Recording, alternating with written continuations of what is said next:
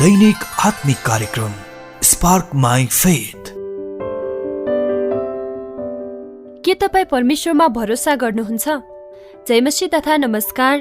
कार्यक्रम spark my फेथको अङ्क 50 मा तपाईलाई स्वागत छ। म बबिता रोकाया। आज म तपाईलाई सोध्न चाहन्छु, के तपाईँ परमेश्वरमा भरोसा गर्नुहुन्छ? तपाईको परिवार र साथीहरू को हुन् भनेर विचार गर्नुहोस्।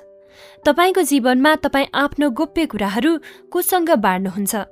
तपाईँ किन तिनीहरूलाई विश्वास गर्नुहुन्छ र यी गोप्य कुराहरू तिनीहरूलाई बताउन इच्छुक हुनुहुन्छ? तपाईलाई मद्दत चाहिएको बेला तपाईको सबैभन्दा बढी विश्वास गर्ने व्यक्ति को हो? यदि तपाईलाई केही चाहिन्छ भने तपाईलाई मद्दत गर्न को अगाडि आउनेछन्? विश्वास भनेको कमाउनै पर्ने कुरा हो।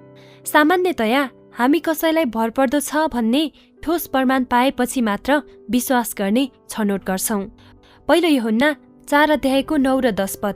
परमेश्वरको प्रेम हाम्रो माझमा यसरी प्रकट भयो कि उहाँले आफ्नो एकमात्र पुत्र संसारमा पठाउनुभयो ताकि उहाँद्वारा हामी जिउन सकौं।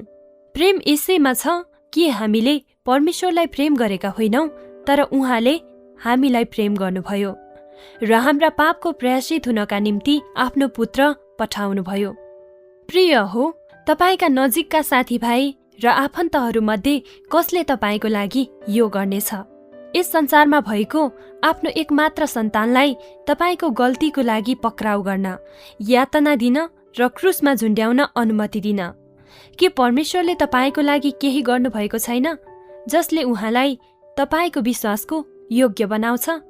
भजन संग्रह 37:3 पद। परमप्रभुमा भरोसा राख र भलाइ गर, त्यसरी देशमा रहेर सुरक्षाको उपभोग गर्नेछौ। प्रिय हो, यदि तपाईँ आफूमाथि साँचो समृद्धि र आशिषहरू आएको हेर्न चाहनुहुन्छ भने तपाईले परमेश्वरमा भरोसा राख्नु आवश्यक छ। उहाँले तपाईलाई यस पृथ्वीमा अरू कुनै पनि व्यक्तिभन्दा बढी प्रेम गर्नुहुन्छ र उहाँसँग तपाईको भविष्यको जीवनको लागि पूर्णतया उत्तम योजना छ। भजन संग्रह 37:4 पद। परमप्रभुमा आनन्दित हो र उहाँले तिम्रो मनोरथ पूर्ण गर्नुहुनेछ। प्रिय हो, क्रिस्चियनहरू सामान्यतया परमेश्वरलाई प्रार्थना गर्न र उहाँसँग कुरा माग्न उत्सुक हुन्छन्। उनीहरूलाई थाहा नहुन सक्छ कि परमेश्वरका प्रतिज्ञाहरू शर्तहरूसँग आउँछन्। यदि हामीले पहिले उहाँमा रमाउने निर्णय गर्यौं भने मात्र परमेश्वरले हाम्रो हृदयबाट आउने सबै प्रार्थनाहरू पूरा गर्ने प्रतिज्ञा गर्नुहुन्छ। प्रिय हो, के तपाईँ परमेश्वरलाई चिन्न उत्सुक हुनुहुन्छ? के तपाईलाई उहाँको वचन पढेर समय बिताउन मनपर्छ? के तपाईँ येशूसँग कुराकानी गर्नुहुन्छ र तपाईँको जीवनमा उहाँको उपस्थितिको आनन्द लिनुहुन्छ? के तपाईँ उहाँको आवाज सुन्न र उहाँले दिनुभएको निर्देशनहरू पालन गर्न उत्सुक हुनुहुन्छ?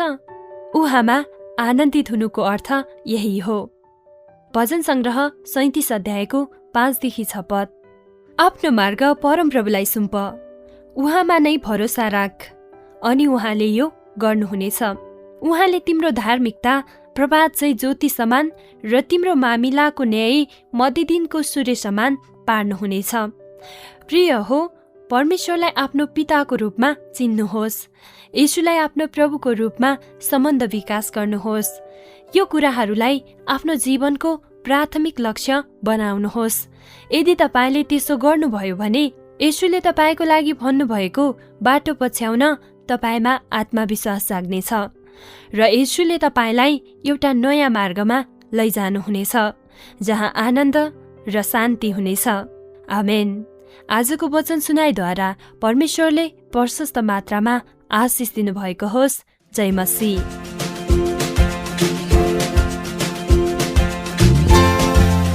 प्रिय श्रोता, प्रभावशाली बाइबल शिक्षक तथा आत्मिक मार्गदर्शक शौन भिक्टरद्वारा लिखित सन्देश हाम्रो आफ्नै नेपाली भाषामा सुन्नुभयो। रेडियो कार्यक्रम स्पार्क माई फेथ, मेरो विश्वासमा चमक ल्याउनुहोस्।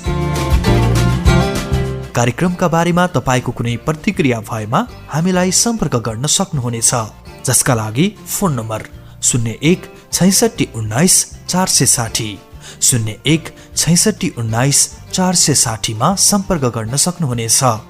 हवस् त, कार्यक्रम सुन्नु भएकोमा तपाईलाई परमेश्वरले प्रशस्त आशिष दिनुभएको होस्। जय मसीह।